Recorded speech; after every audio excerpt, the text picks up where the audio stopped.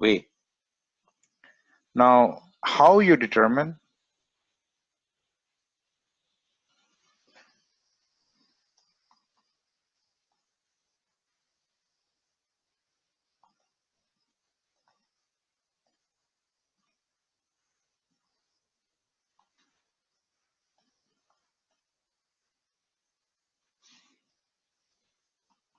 How you determine your outgoing interfaces? This is accomplished by multicast routing protocols.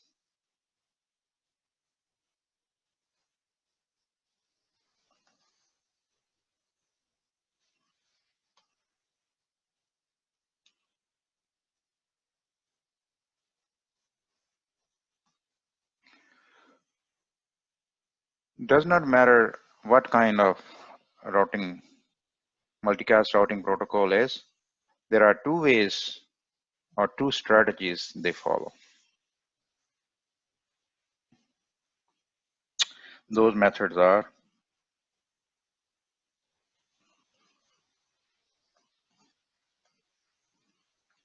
flood and prune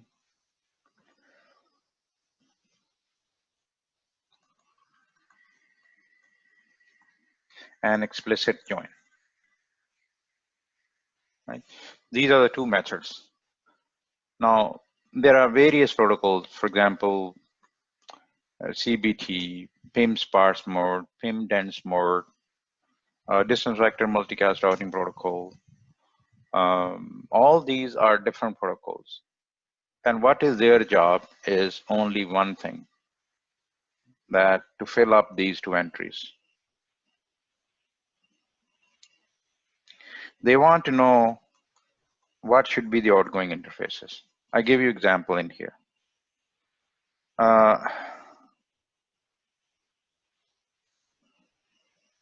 Let's say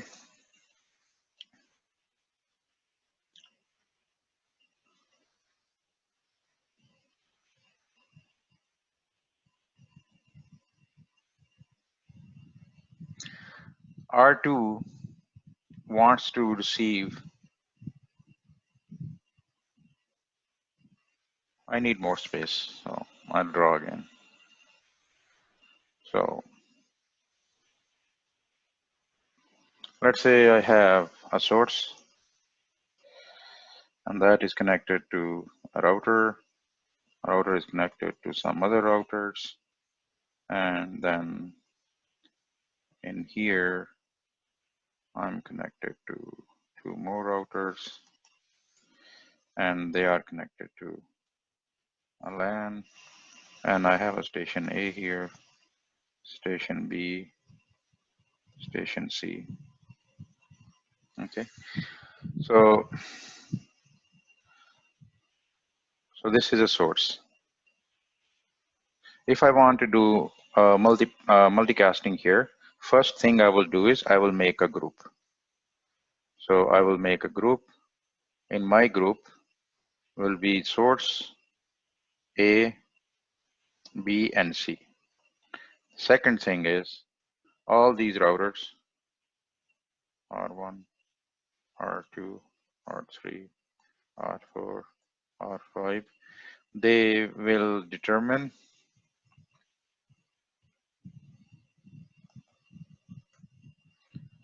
reverse path forwarding interface and neighbor. Okay, and once I have done these two, then I may run a routing protocol. So before we, as I have been talking, we first focus on the concept. So how we do that, there are two concepts, right? So those are the two concepts here, flood and prune. So we would do either flood and prune or we would do explicit join, right? Flood and prune or explicit join. So what I do in flood and prune is, what would be the end result? I would know what is at the end. So what I do is, as the name says, I flood a message to all. So let's say from the source, I will send a flood. So broadcast goes to all. So that is the flood part. So flood part. Let's say in this, for the time being, uh,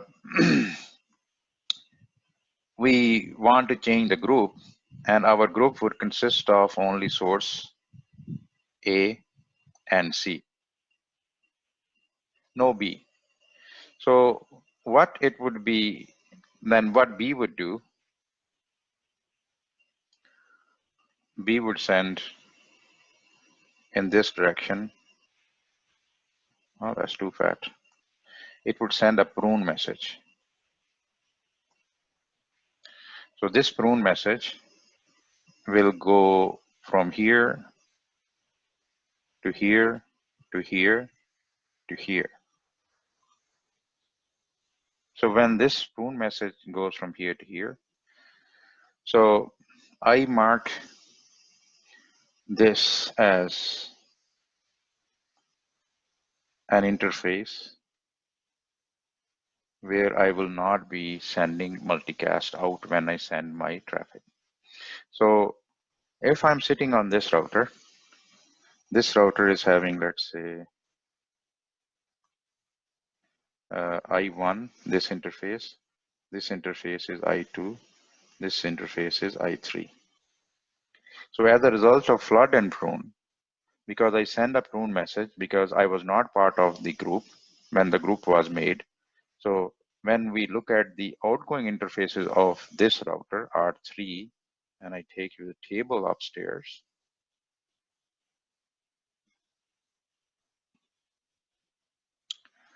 oh, I don't remember what's the name I gave them. So I3 is blocked, I2 is, okay. So I'm saying an router R3, every router will have its table like this. Okay. So if we are talking about R3, so I would say, you know, here, the only outgoing interface would be I2.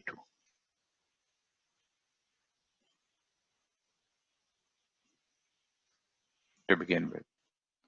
How I know that? With flood and prune. Who prune? Who doesn't want to be the member of the group? Later on, let's say B also wants to be included later on. Let's say, I would say now I want to join. So I can send a message, let's say a graft message, a special message. Please graft me in the tree. If this goes there, then this red will become okay. And I3 will also be included in the outgoing interfaces.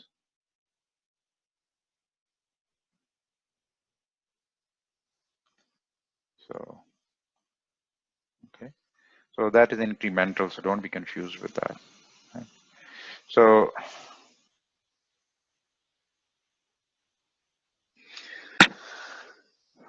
what it means to be in outgoing interfaces. In the first case, where I put a red, the green case, when I receive traffic from, let's say, when I receive traffic from this will go this way, but this will not go this way because this is black. So your multicast traffic from the source will go out from only those interfaces which are included in your outgoing interfaces. And who would decide? Your routing protocol would do. How many methods it has? Two. I explained one of them to you. The other is that what you do is you send an explicit join. So you send a message that I want to join. If you want to join, they would include you. So if you draw the same diagram, kind of, I'm a source, it's a router. So how many routers there were? Yeah. So there is a router, there is a router, and there is a router, A and B. So you have A, you have B, you have C. So in flood and prune, in explicit join,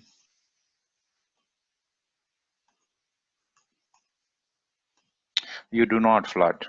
So if A wants to join, A will send a join message.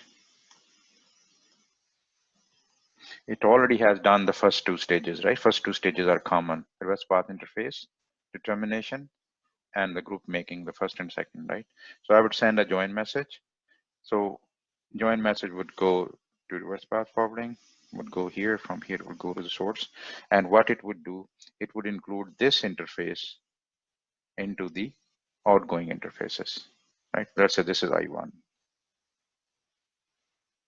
And later on, if B also wants to send, so I will also send a join message. And then B will also be including in the interfaces, right? So you don't flood and drone. Whoever wants to join, they would send a join message. So this is a second way of deciding who would come in my outgoing interfaces. And this is the whole purpose of multicasting, to build this table in this manner. Now, we have different protocols. One of those protocols would be in your lab. And we use those protocols to do what? To do only one thing, to determine the outgoing interfaces. Group making and incoming interfaces are common to all the protocols. So they are out of the protocol. They are, as I said here, they are step 1 and 2. Step 1 and 2, I wrote somewhere here, right? So they are as here, step 1 and 2. And step 3 is actually routing, and it has two concepts. I explained those concepts to you, and all the routing protocols in the multicast domain use either or of these two. So that's what, in a nutshell, the multicasting is. Any question? Can we have break? That's a good question. Okay, let's go on a break. Issue is 35, so if you have 20 minutes, it would be what? 55? Yeah. So Thank let's meet you. at, yeah, let's meet at 10:55.